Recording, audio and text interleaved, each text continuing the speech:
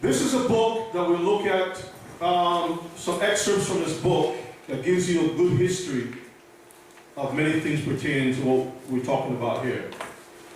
It says, as philosopher Soren Kierkegaard once put it, quote, "Life is lived forwards, but understood backwards.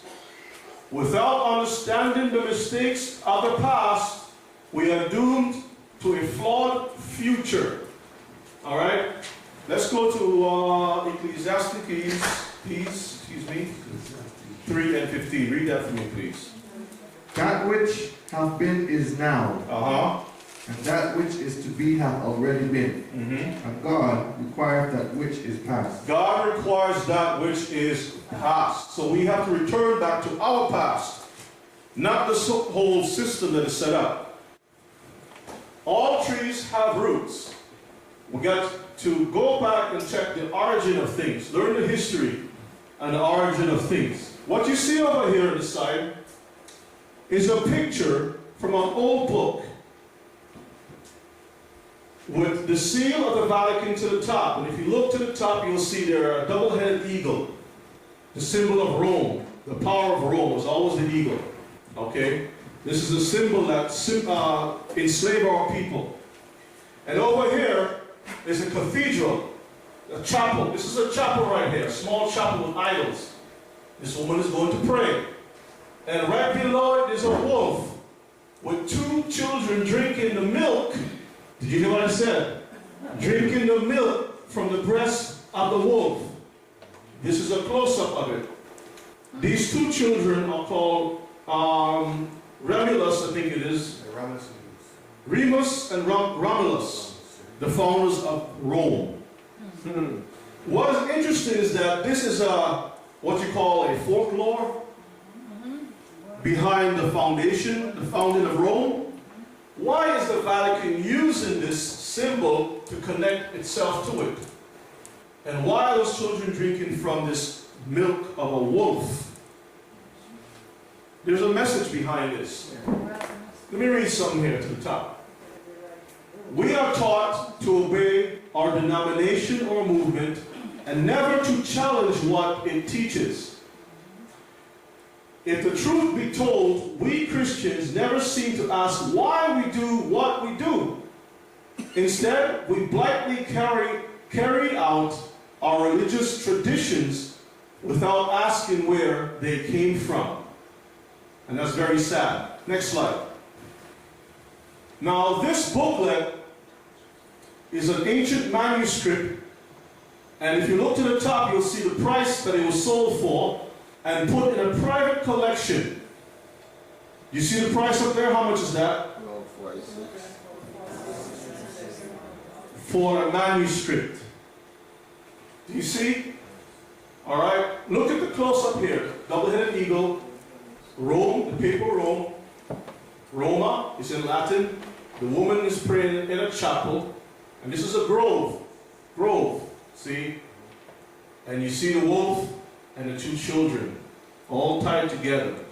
Romulus and Remus are the twin brothers and central characters of Rome's foundation myth. Notice the double-headed eagle, papal symbols, as we said before. Next slide.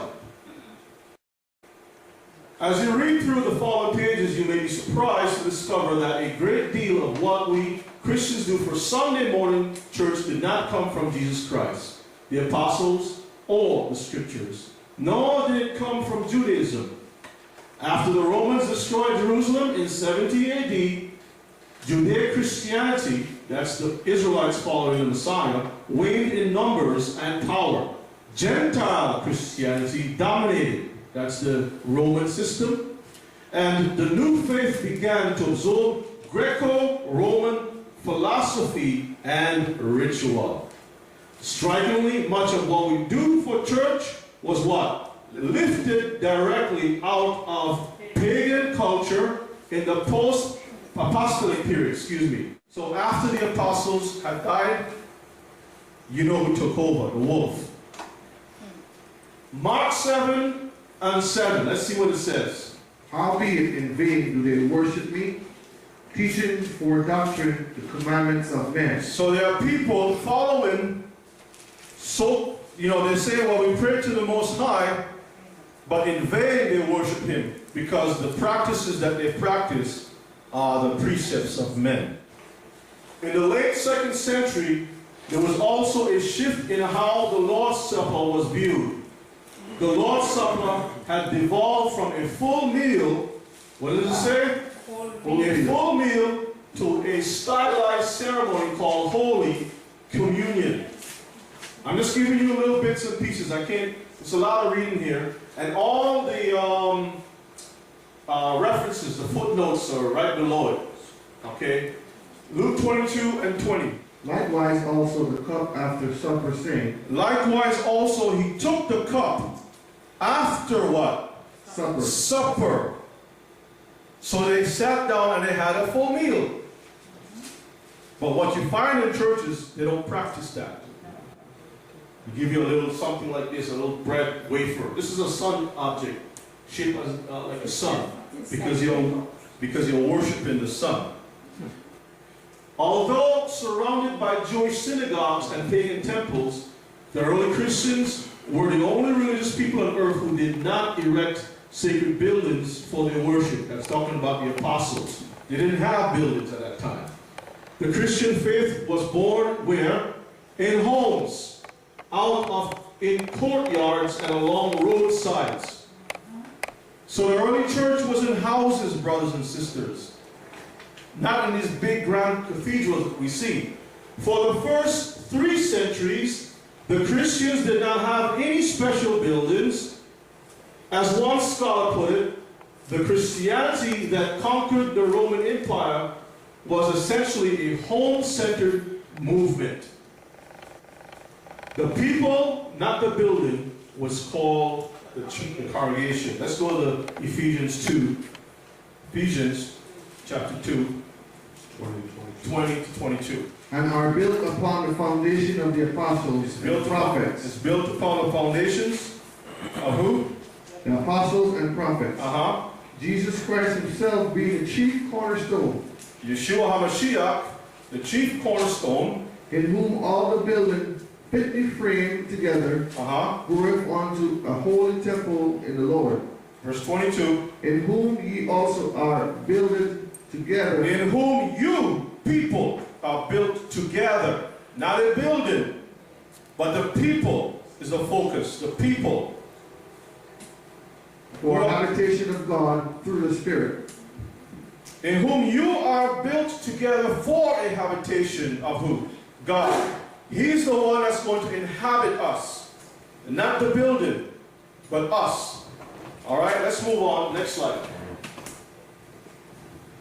Constantine, the great father of the church building. This is a bust of Constantine. While the Emperor Constantine, around 285 to 337, is often lauded for granting Christians freedom of worship and expanding their privileges, his story fills a dark page in the history of Christianity. Church buildings began with him. The story is astonishing. Church buildings began with this man. In 312 AD, Constantine became the Caesar, or the emperor, of the Western Empire. By 324, he became emperor of the entire Roman Empire. Shortly afterward, he began ordering the construction of church buildings. He did so to promote the popularity and acceptance of Christianity. It says Constantine's thinking was dominated by superstition and pagan magic. Even after he became emperor, he allowed the old pagan institutions to remain as they were. Following his conversion to Christianity, so-called conversion, Constantine never abandoned sun worship. He kept the sun on his coins, and he set up a statue of the sun god that bore his own image in the form of Constantinople, his new capital. Constantinople, excuse me. Constantine also built a statue of the mother goddess Sybil. All right, let's go to the next slide. The fact that he is reported to have had his eldest son, his nephew, and his brother-in-law executed does not strengthen the case of his conversion. So he killed his own family member while under the name of Christianity, being a Christian. In AD 321, Constantine decreed that Sunday would be a day of rest, a legal holiday. It appears that Constantine's intention in doing this was to honor the god Mithras, the unconquered sun. He described Sunday as the day of the sun. That's why we still have that term used today. Further demonstrating Constantine's affinity with sun worship, excavations of St. Peter's. Remember I showed you the statue of St. Peter? On top of his head is a solar disk, the sun.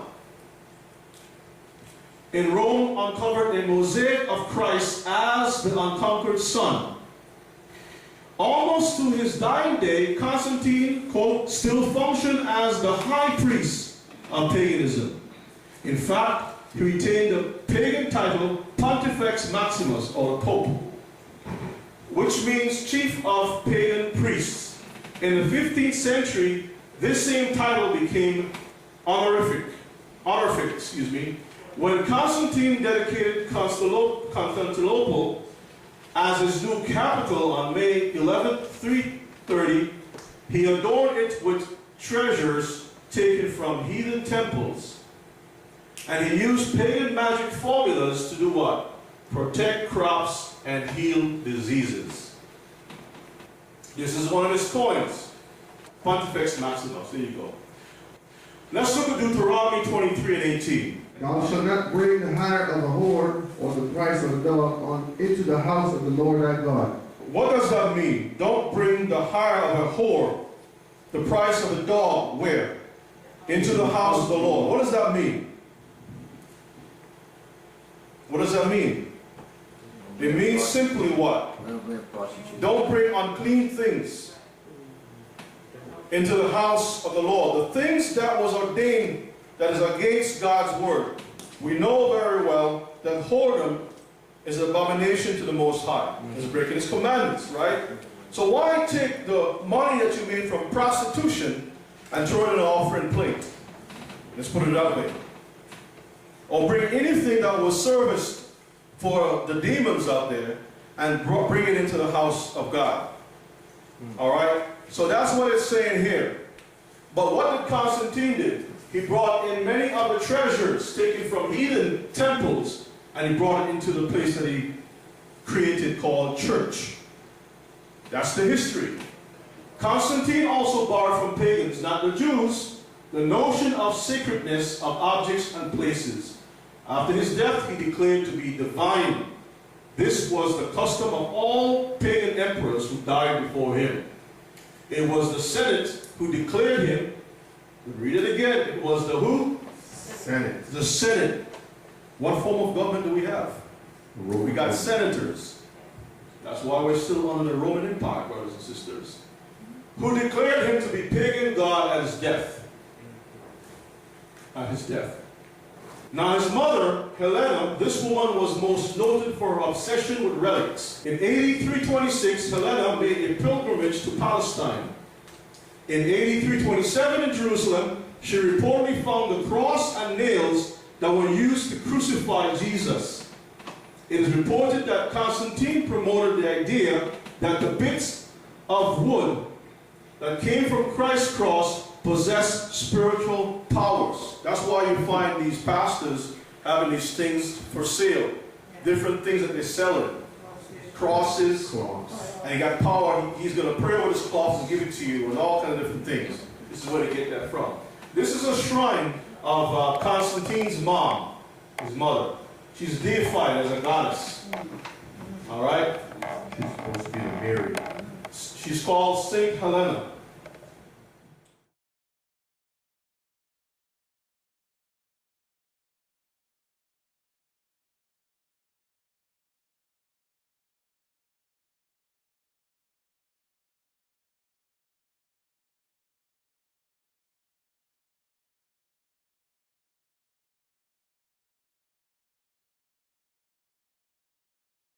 when you read the history, you'll see how the mothers seduced the sons to do some craziness in Israel. All right, these wicked mothers.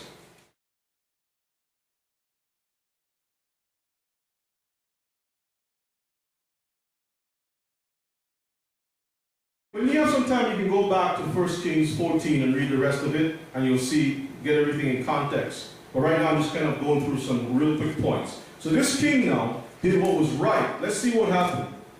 And he took away the Sodomites out of the land. He took the Sodomites out of the land because many of these kings allowed the Sodomites to come in the land. Go ahead. And removed all the idols that his father had made. He removed the idols his father made. And also Macha, his mother. He also removed his mother. Even her he removed from being queen. Why did he remove her from being queen? Because she had made an idol in a grove. In the grove she made an idol. And Asa destroyed her idol and burned it by the brook Kidron. So we can see the history of destroying the wickedness out of Israel. But you can see with Constantine how Constantine and his mother got together and set up this whole wicked religion called Christianity.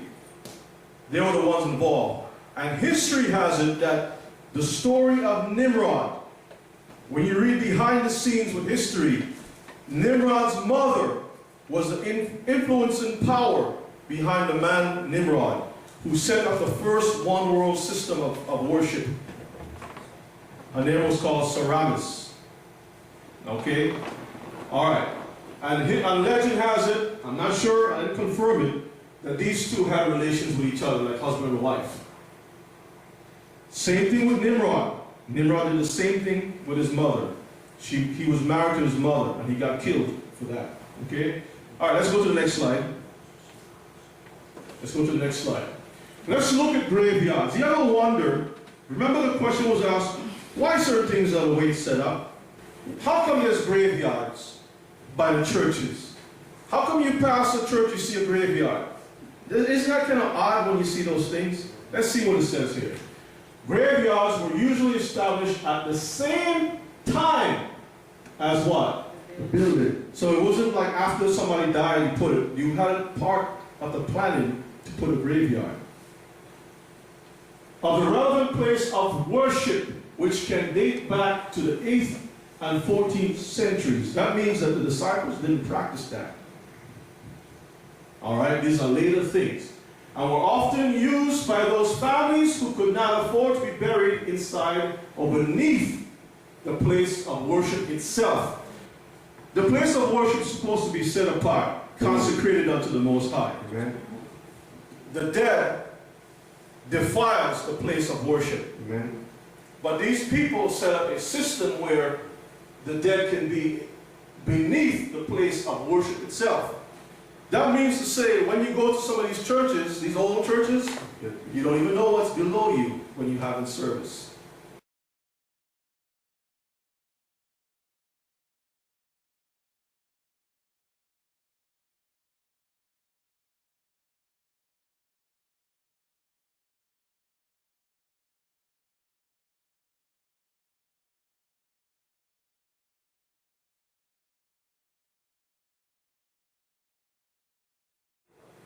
In most cultures, those who were vastly rich had important professions, were part of the nobility or were of any other high social status, were usually buried in individual crypts inside or beneath the relevant place of worship, with an indication of the name of the deceased, date of death, and other biographical data.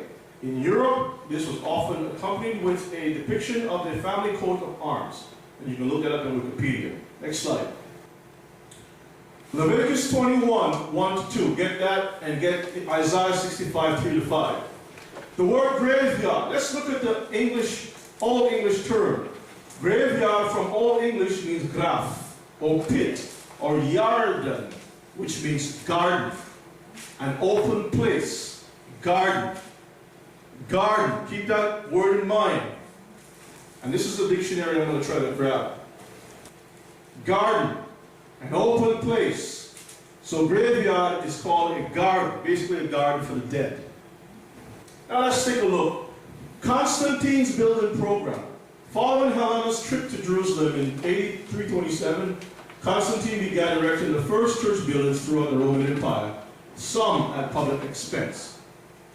Interestingly, he named his church buildings after saints, just as the pagans named their temples after gods.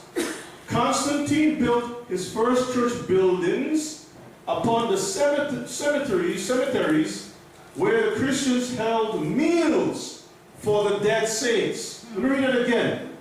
Constantine built his first church buildings upon the cemeteries where the Christians held meals for the dead saints.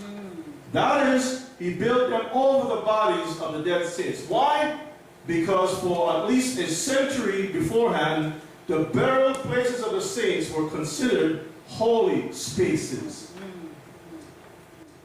Leviticus 21, 1 and 2. And the Lord said unto Moses, Speak unto the priests, the son of Aaron, and say unto them. Now the priests are supposed to be the ones operating the church business. Go ahead and read. There shall none be defiled for the dead among his people. So how can you not be defiled if you got dead bodies right in the place that's supposed to be holy? Go ahead. But for his kin that is near unto him, that is for his mother and for his father, and for his son and for his daughter, and for his brother. Well, this is certainly not the graveyards of all the priests. Is that it? All right, let's go to Isaiah 65. Isaiah 65. So when you look around and you see these things, brothers and sisters, there's a long history behind these things. But we don't ask because we simply don't know. We go along because we believe that these men are holy men. But we can see, and that's why people will get angry with these kind of teachings, because it makes them uncomfortable. Isaiah 65, 3 to 5. Go ahead and read. A people that provoketh me to anger continually to my face, that sacrifice in gardens. Where did they sacrifice? In gardens. Where did they sacrifice? In graveyards. In the graveyard. Go ahead and read. And burneth incense upon altars of brick, which remain among the graves. Graves and gardens. Graves and gardens. Go ahead.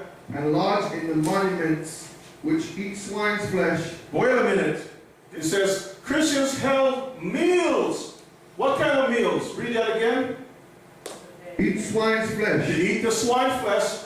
And broth of abominable things. And they have their soup and their broth or whatever it is. Go ahead. In their vessels. In their vessels, in the gardens, or in the graveyards.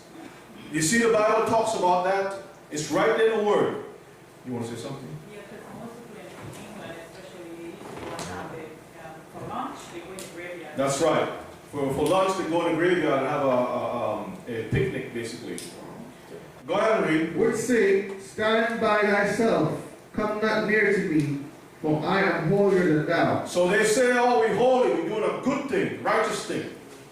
These are a smoke in my nose. So these people perform these wicked witchcraft ceremonies, and they come before God and says, we are holy. But God says, this is what? A smoke in my nose. He's burning his nose. A fire that burneth all day. He hates it. You see that? But this is what we go to. Church. All this foolishness. It's an abomination to the Most High. Next slide. Exploring the first church buildings. Constantine even decorated new church buildings with pagan art. He also favored it because of his fascination with sun worship. Basilicas were designed so that the sun fell upon the speaker as he faced the congregation. Like the temples of the Greeks and Romans, the Christian basilicas were built as a facade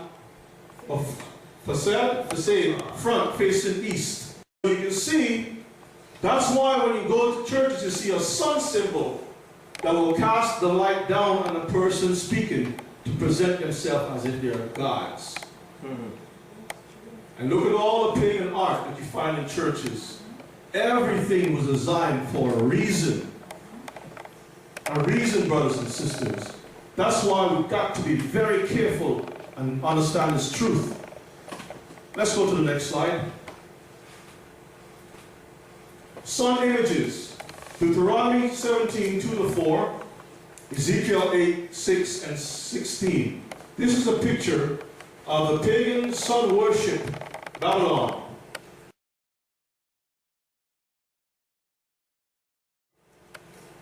Being deified and people worshiping the sun. Okay? And as you can see over here, in this so-called chapel, right in the back, you find the sun symbol, but it's shaped like a womb, like the opening of a uterus. You see that? That's the symbol of the mother and the son, Mary and the son worship.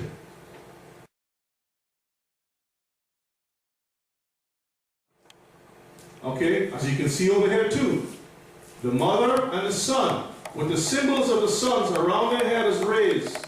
Sun images, Deuteronomy. Let's go there real quick. Deuteronomy 17, verse 2-4. If there be found among you, within any of the gates which the Lord thy God giveth thee, man or woman that hath wrought wickedness in the sight of the Lord thy God, in transgressing his covenant, and hath gone and served other gods, and worshipped them, either the sun or moon. You go and serve other gods. No matter if you're a man or male or female, sun and moon, go ahead. Or any of the hosts of heaven, which I have not commanded. God did not command this foolishness that you see on the screen. Go ahead. And it be told thee that thou hast heard of it, and inquired diligently, and behold, it be true, and the thing certain, that such abomination is wrought in Israel. So you see, God gives us instructions to check things out and make sure it's correct, so you won't be transgressing against him. Verse 5, read verse 5. Then shalt thou bring forth that man or that woman which hath committed that wicked thing unto thy gates, even that man or that woman, and shalt stone them with stones till they die. Boy, I tell you, if we was in Israel right now, there'll be a lot of dead people. I'll probably be one of them with the stones too. A lot of heads will be busted. Let's go to Ezekiel 8, verse 6. A lot of busted heads. Ezekiel 8 and 6. Ezekiel chapter 8, verses 6 and 16. Ezekiel He 8. said, furthermore unto me, Son of man. So God is speaking to Ezekiel to reveal certain crimes that were committed in Israel. Seest thou what thou do? Even the great abomination that the house of Israel committed here, that I should go far off from my sanctuary. So Israel is doing some wicked things that God says, I gotta leave the sanctuary. I can't stick around here. This is too much for me to deal with. He says that I should depart far off from my sanctuary. Go ahead. But turn thee yet again, and thou shalt see greater abominations. Look one more time, you can see some greater abominations. Verse 16. And he brought me into the inner court of the Lord's house. Whose house? The Lord's house. When they call the churches the Lord's house, read on. And behold, at the door of the temple of the Lord. Even in the door of the temple of the Lord. Between the porch. Between the porch and the altar. Were about 25 men. 25 men, like Christmas, 25th day. With their backs toward the temple of the Lord. And their faces towards the east. Their faces toward the east. Where does the sun rise from? The east. The east. Why do we have early sunrise worship? To worship the sun. To worship the sun. Go ahead. And they worship the sun toward the east. They worship the sun towards the east. Next slide. This is the Pope, the current Pope. What does he have up in his hand? The sun. You can't tell me that these people are not worshiping the same abominations God says is abomination to him. Look at the altar. Look at these guys bowing at the lifting up of the sun. Do you see that? Yeah. Next slide. There goes a shrine with Mary, with the sun in the middle of her heart. and a Muslim symbol right below her, because Islam came out from the Vatican. And most people don't know that. That's a class by itself. There goes the cross. The cross of the so-called Jesus is smaller than the mother, because it's all about worshiping the wicked mother versus the son himself. Now, this is a picture. We can look at that later on if we have some time. You see this guy right here? That's Pastor Bryce of the Seventh-day Adventist Church, bowing before the Pope, bringing gifts to the Pope, Pope John Paul II. It's on YouTube. You can look at it. This guy is calling the Pope, Your Holiness. Adventist Church. Do you know that this current Pope, the one we looked at just a minute ago, go back, this Pope, his brother, is a Seventh-day Adventist minister?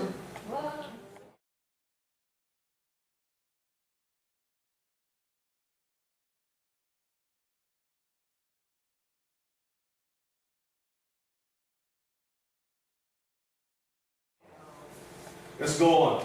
Back. He's a Jesuit. And they're all Jesuits. Yes. Go back. Go forward. All right, let's take a look at some of these things. You can see Helena right above here. Remember Constantine had his mother erected?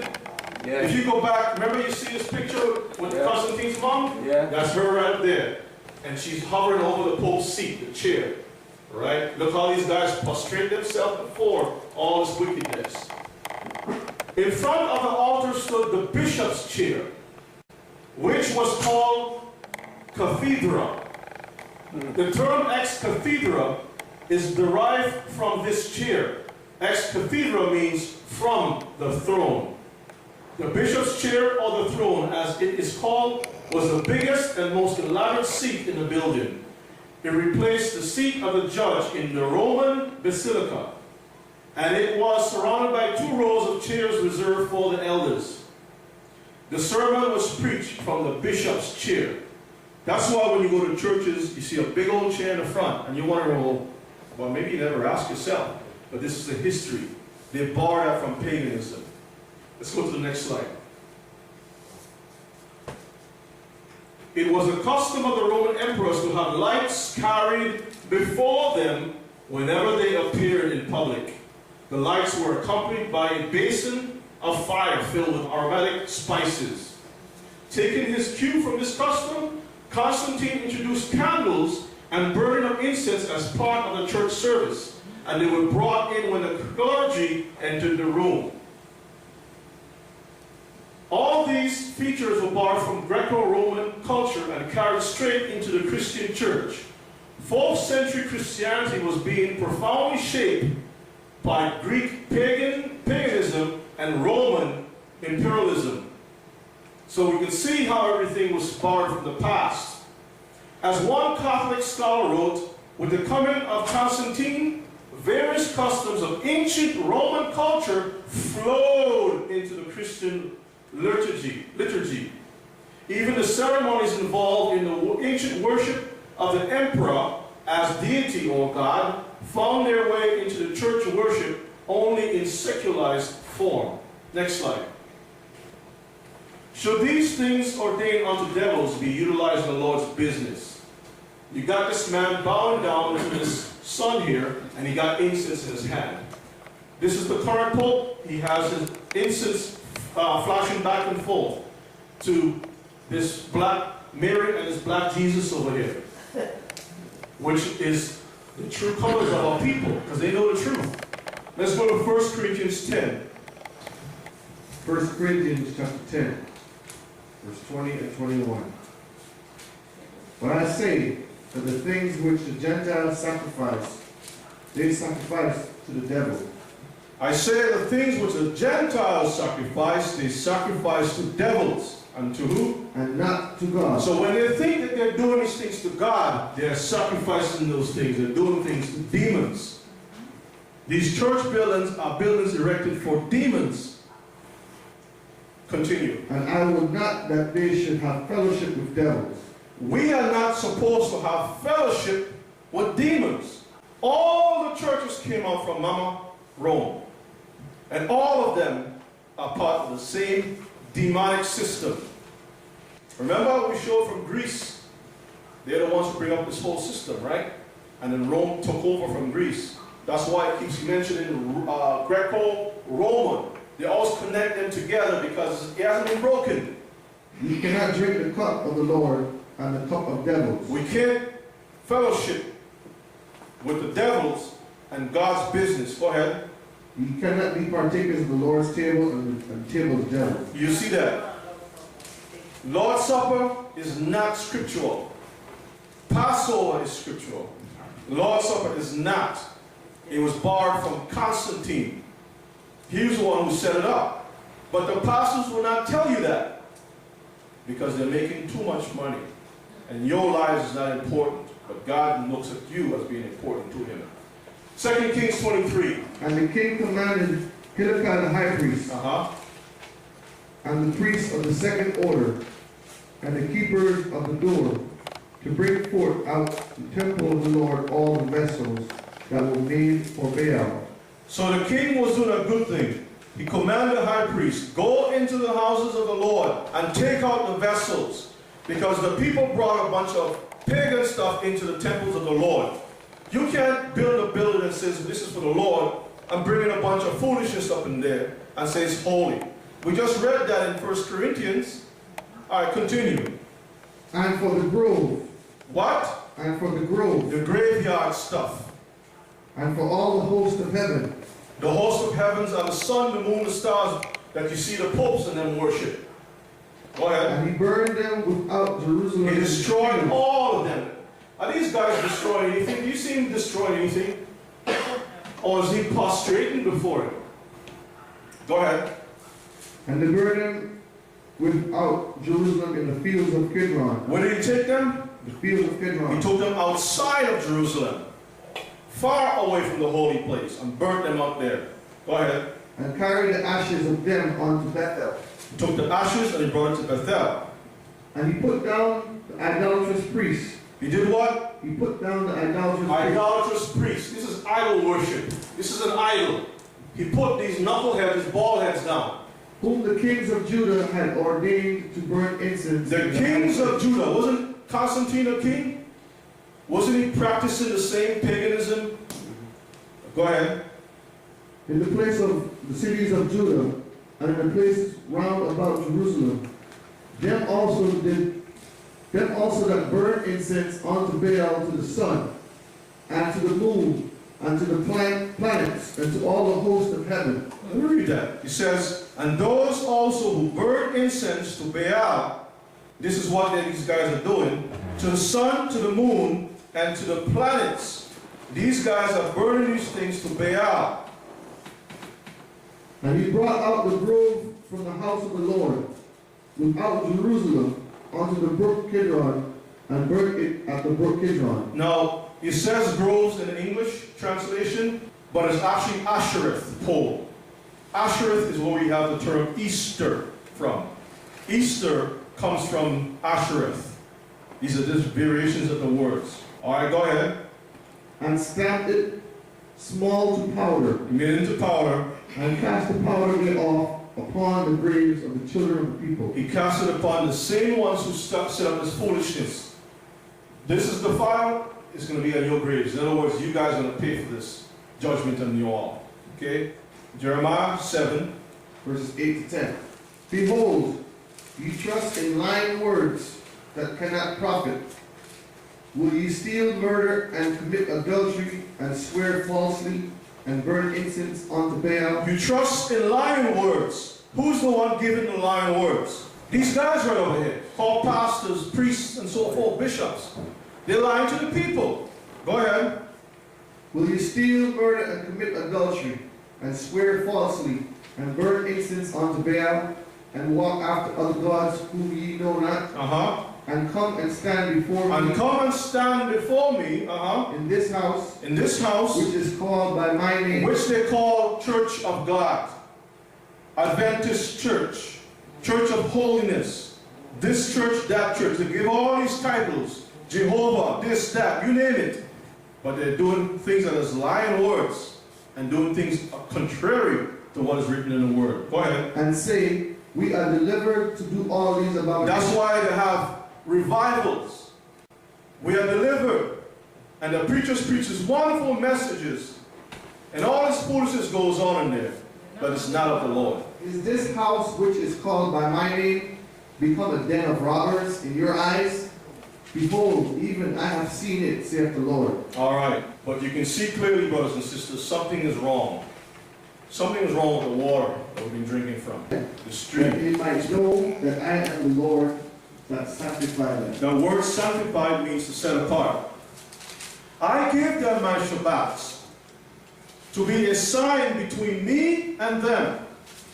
Now, if you don't keep the Shabbats, or if you don't recognize the Shabbats, because we are still in captivity, and we're not going to be able to do the Shabbats the way that the Most High had regarded it. You know why? Because we have a teaching in Exodus chapter, I think it's 8. When Moses said to Pharaoh that God said to him, let my people go, that they can come and worship me in this mountain. Unless we are free from captivity, we are not going to be totally free. Some of us might be able to do it, and sometimes we will not be able to do it. It's difficult, because we are true Israel in captivity until this day.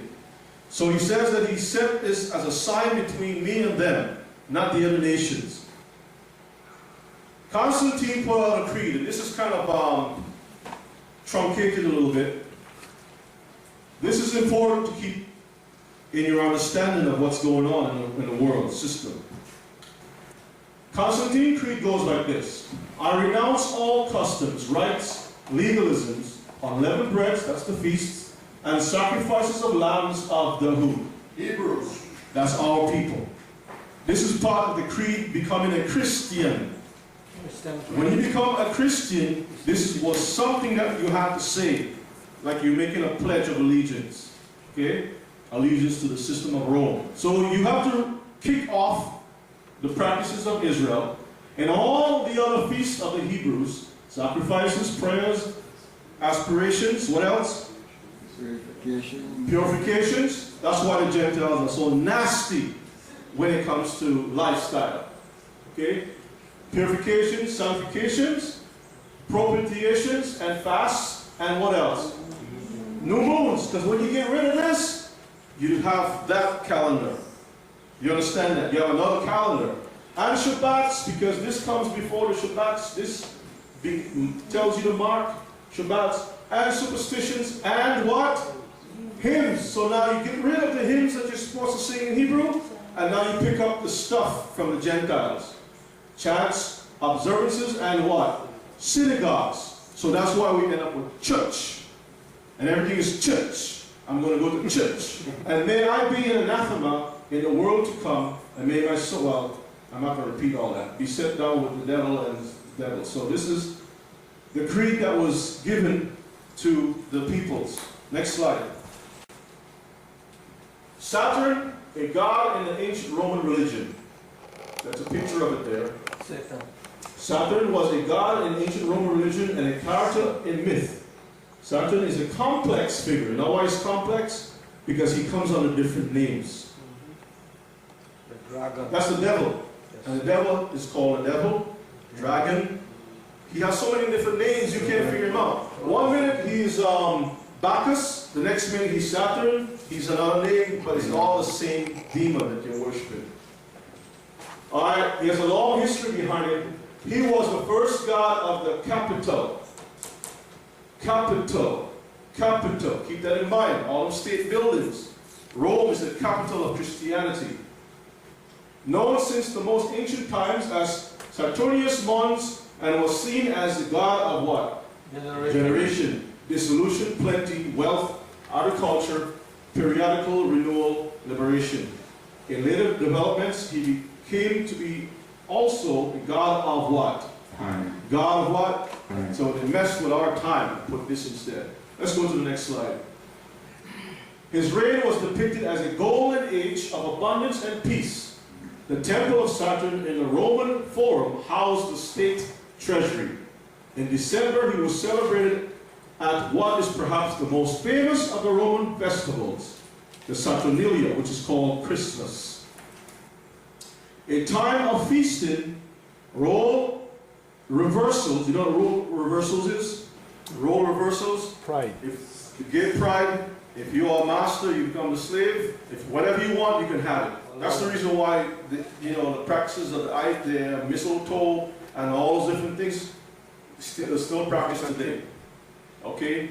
Because when you put that over the door, you got to kiss such and such, no matter who it is. There's certain witchcraft powers that goes along with that. Free speech. So the slave can tell the master to do whatever you want. Go to hell or whatever it is. And the master will do whatever the slave. Only for that one time. Okay? Gift given and what? Revelry. So wait a minute. This says Saturn, but the one that we looked at before was Bacchus, who was involved in revelry. So what's the difference? See, because if you don't study to show yourself approved, you're not going to be able to tell the difference. Different package. Same thing. Saturn, the planet, and Saturday are both named after the who? The scripture says you should not even mention the name of other gods in your lips. Unfortunately, we do that all the time. We call the days of the week and months of the year. Unfortunately. Let's go to the next slide. So this is a calendar based on the new moon being the first day of the month. This is a worship day where you restrain yourself from civil work, working for another person or company, but you can do little chores around your house. It's not a Shabbat, okay? It's a time for gathering and reverence the Most High. And then you start counting the first day of work, which is the second day over here. And then you count the third day, which is the second day of work, fourth day, which is the third day of work, the fourth day, which is the fifth day of work, the sixth day, which is the fifth day of work, and the sixth day, which is the seventh day of work. Okay? So you got 1, 2, 3, 4, 5, 6 days, so you labor and do all your work, but then the seventh day is a Shabbat. And it's always consistent all the way through. You have to look for the slither of the moon, and this is how you know as the moon begins to show its first sliver of light, you know that a new moon month is being born. Just like when a woman is giving birth, from the time you see the crown of the child's head, you know birth is about to happen. Okay? Not yet until that head, and it just continues until all the way out. That's life. This is in harmony with the cycles of a woman, the cycles of life, and everything that we do. That's why the farmers use a different calendar. It's called an almanac for planting. Because if they go out of that almanac, they're not going to produce anything. But society have changed things to force things into the way it is. Let's go to the next slide. You don't need to stay on here, but just to show you the clothing system was set up from ancient Roman system. All right. From the 5th century onward, bishops wore purple. Book of Revelations talk about a woman that wears what colors? 2 colors. Scarlet and purple. The Catholic Church bishops and cardinals wear 2 colors. Scarlet and purple. Let's move on. Men in black. The original men in black. Those priests. Zechariah chapter 1, verses 3 to 5. I will consume man and beast. I will consume the fowls of heaven, and the fishes of the sea, and the stumbling blocks with the wicked. And I will cut off from off the land, saith the Lord. I will also stretch out my hand upon Judah, and upon all the inhabitants of Jerusalem, and I will cut off the remnant of Baal from this place, in the name of Chemarims with the priests. Look for that word, Chemarims with the priests. And them that worship the host of heaven upon the housetops. All right, let me go back again to verses 4. God is angry and he's going to cut off certain people. I will also stretch out my hand upon Judah, upon all inhabitants of Jerusalem. I will cut off the remnant of Baal from this place. Now, we already covered Baal and the system of Baal, right? And the name of the Chemarim was the priests. Chemarim, when you look it up, It's dealing with priests who wore black. Because these are the colors that was worn by the priests of Baal. It's not an accident these guys chose black for their color to be worn. Chemarim, priests who wear black. Chemarim is plural for priests who wear black. Let's go to the next slide. Idolatrous priest, but the definition in Hebrew gives you Okay, look. It says to be black or to be what said? To be what? To be black. To be black. So priests who wore black. You see? In English you'll never know that. But when you read that in the Hebrew, you see it's priests that were black. Why do you think these guys do all the ceremonies like Baal? And they wear black. Alright. So the choir also was set up by the same system. Papal choirs began in the 5th century when Gregory the Great became pope near the end of the 6th century. He reorganized the Schola Cantorum, school of singing in Rome. This school was founded by Pope Sylvester, who died in AD 335. So here you got all this nonsense. Now, 1 Chronicles 6, 31, 33, read that for me, please. Shows you that there was choirs, there was singing, but the singing was done the right way. Not this foolishness that we have today.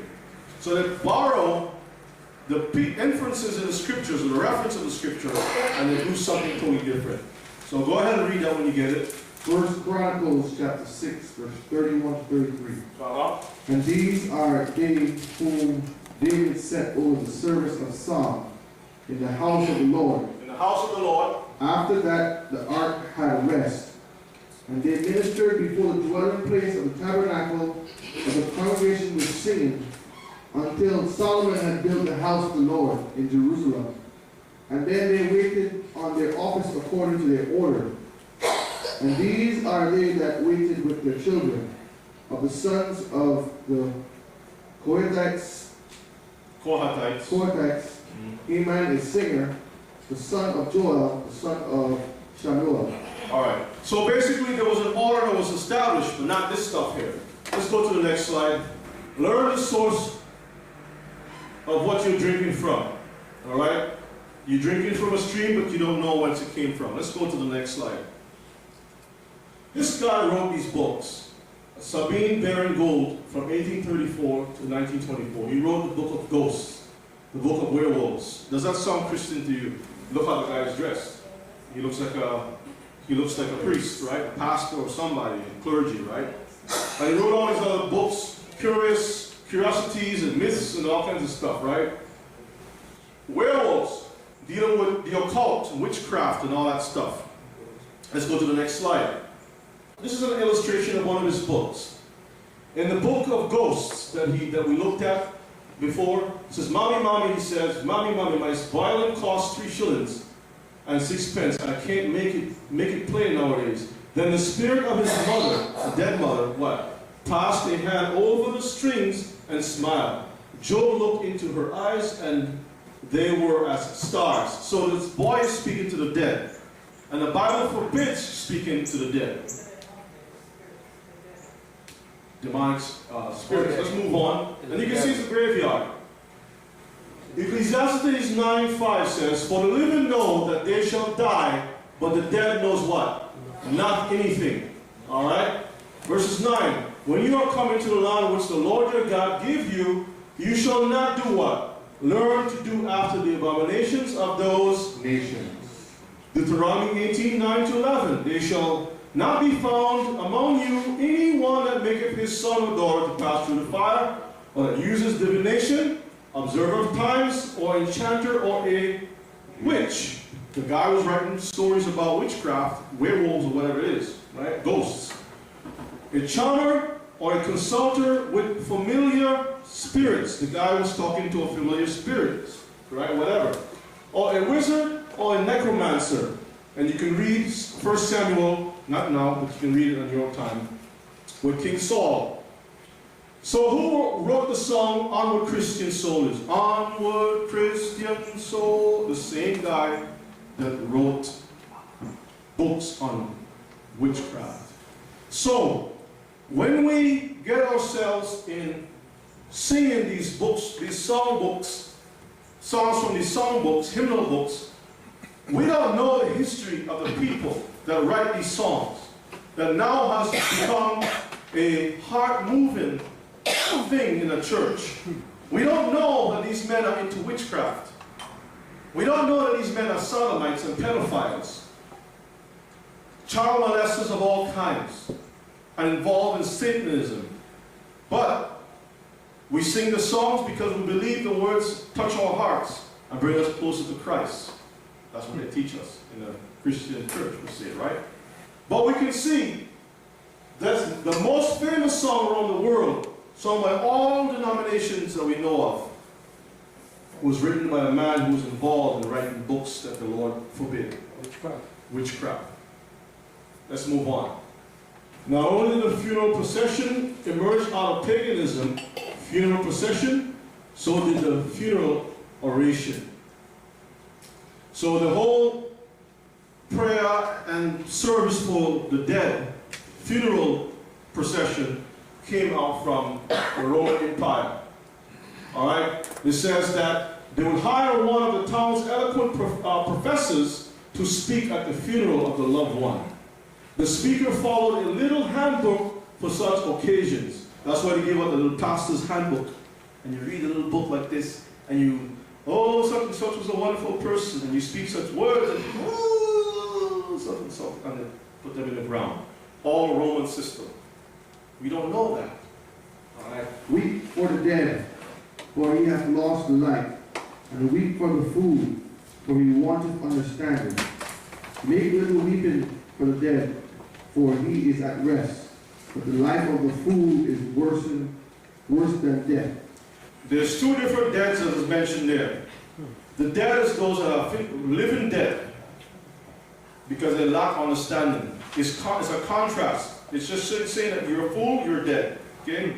But then it also talk about those that are physically dead too. Those that are physically dead are in the ground. That's it. All right? You can't do nothing for them. They're cut off. So all the stuff that the guy was writing about is nothing at all. Let's move on to Baruch 2 and 17. Baruch 2 and 17.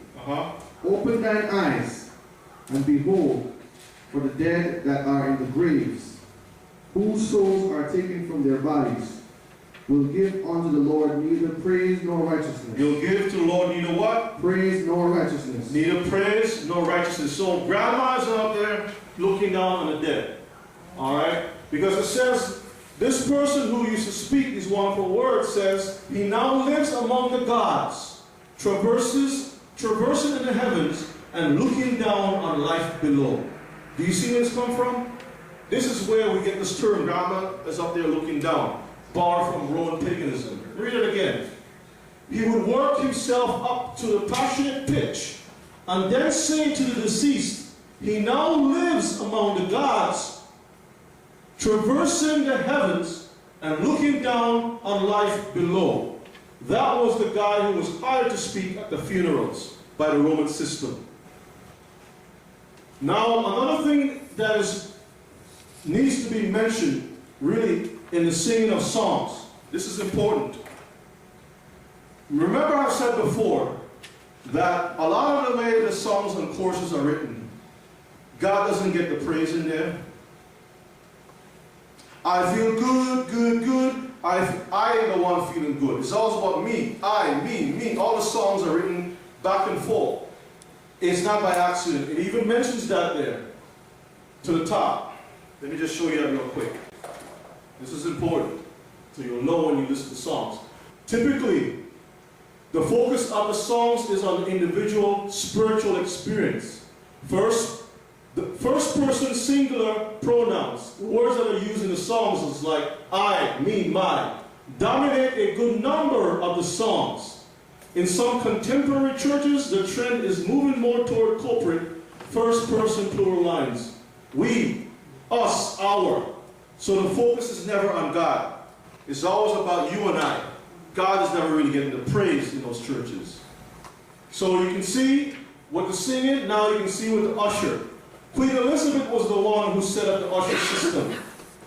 Queen Elizabeth I, 1533-1603, reorganized the liturgy of the Church of England. Ushers were responsible for walking people to their seats and all that stuff, and you know the rest of the story, the whole usher system. Even the theology schools, it came from Alexandria, Egypt, because the Greeks had a school set up there for theology. So when a guy said, I'm going to go to the school of theology, they're going back to the old Greek system. Sunday school was a recent invention for the poor. All right, let's move on.